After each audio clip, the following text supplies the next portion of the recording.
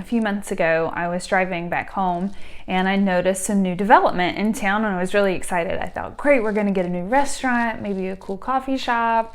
And the weeks went by, the land was cleared, the foundation was laid, and then eventually a sign went up. And I thought, great, what is it?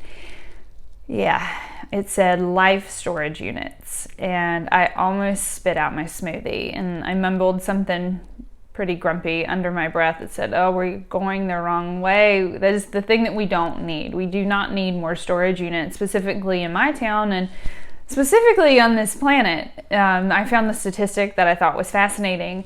The size of storage units have tripled since 2015 and it equates to 68 million square feet. So that is a lot of resources. And while the idea of a storage unit isn't inherently bad, it is how we lean on it for a long-term solution to a lack of space and too much stuff that ends up being the problem. So it's great for a short-term solution to a problem. You're renovating your home, you need to put stuff in there temporarily, that's great.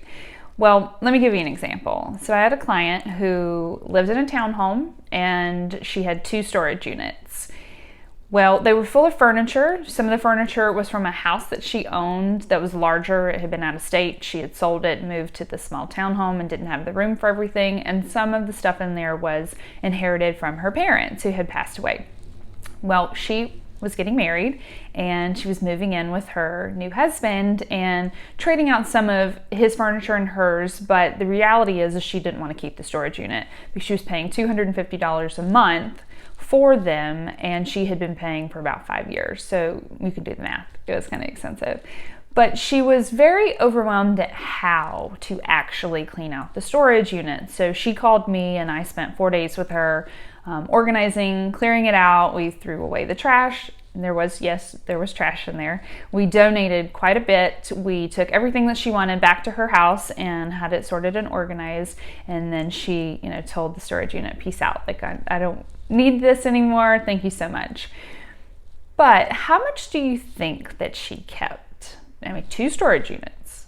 She kept 10%. What a price to pay for stuff that she really didn't want. So why do we use resources, our time, our money, and also the land that these storage units are on to store stuff that we potentially may not want?